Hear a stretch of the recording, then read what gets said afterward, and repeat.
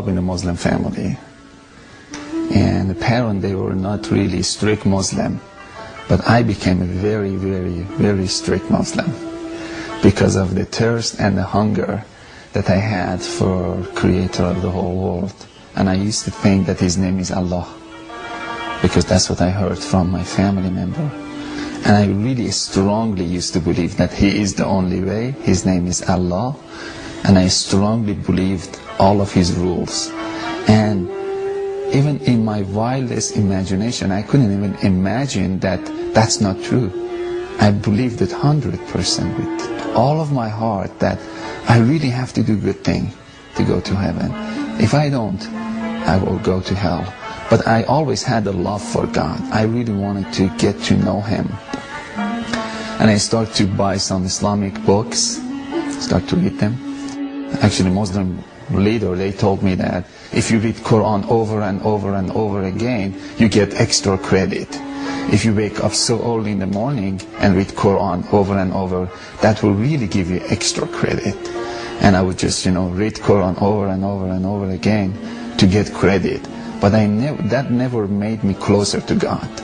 But I always was so hungry and thirsty and desperate to get to know God. For more than 12 years of my life, 10, 12 years I can't remember, but between 10 to 12 years of my life, I was pursuing God, but I couldn't have a close relationship with Him. Then I gave up. I was so angry. I went to this hotel in Cyprus, and in the lobby I saw this book stand. I got closer and I saw His Bible. And I had a desire just to read it. And I asked the guy, I said, can I read the Bible? Can I just read it, borrow it? He said, you can have it. That shocked me. I said, you want to give it to me? He said, yes. He signed the Bible, he gave it to me. Then I went to my room and I started to read the Bible. And the word just Jesus was just it was like popping out of the Bible. Jesus, Jesus, Jesus. I think it was my third night that I was reading the Bible. The Bible said Jesus is God Himself also, because He's the Son of God. That made me so angry, and I threw the book at the corner of the wall. I said, this book was corrupted, because Muslim, they believe that Bible being corrupted. And I didn't touch the Bible for 3 years. No one ever told me anything about Jesus. I never heard anything. And after 3 years, I went to this school, and my teacher started to talk to me about Jesus. And she started to tell me about love of Jesus and blood of Jesus, that Jesus' blood can forgive you, and you receive forgiveness through the blood of Jesus, and God is love. And I couldn't relate that God is love, because I never received love from God. I was a slave of God, that who He didn't want even to talk to or respond to. And it was in my wildest imagination, I couldn't believe God is love. Didn't make sense to me. One night, as I was just talking to one of her friends, I felt in my heart, very deep down inside, that I need to pray to Jesus. I said, how can I pray to Jesus? And she said, salvation prayer, which is, you say that Jesus, I receive you as the Lord of my life. I accept your forgiveness, and I believe that you're the Son of God. But I was uncomfortable with that. I couldn't say. I wanted to be honest. After 12 years of my life being after God, I got to the place that I said, I need to be honest. I said, can I pray with my own language? She said, yes. Because when I was Muslim, my language was different. I had to pray in Arabic. I wanted to make sure that if it's okay to pray with my own language. She said, yes, you can pray with your own language. I started to pray, and I was so honest with God. I felt I should be honest with Jesus. I said, Jesus, I don't believe that you're the Son of God. I really don't. But if you're the Son of God, I invite you to come to my heart. I don't believe that your blood has any power to forgive my sin at all. But if your blood has any power to forgive my sin, I accept it. If you can build a relationship between me and the God who created the whole world, that you claim that He's your Father, of course I invite you to come to my heart. I give you full permission to do anything you want to do with my heart from this moment on. I went to church after that prayer. I felt that I should go. I didn't go to church as a Christian. Still, I went to church as a Muslim. But the Muslim who was so disappointed of God, broken heart. I went as a broken-hearted, as a broken-hearted, I went to church, but I felt so good. The whole atmosphere, it was feeding me. I was crying, tear was just going down. But it was a good kind of feeling, or good kind of crying. It wasn't sad. And at the third time that I went to church, that day I was a little bit late. I had to go and sit in the very first row of the church. This big church, 4,000 or 5,000 people. I was so uncomfortable to sit in the very first row, but the usher told me that follow me. I had to follow him. And we couldn't find any seat. We went to the very first row of the church. And that was the place that I met Jesus. Again, pastor was talking and preaching. I really couldn't understand his preaching because I didn't have any knowledge of Bible.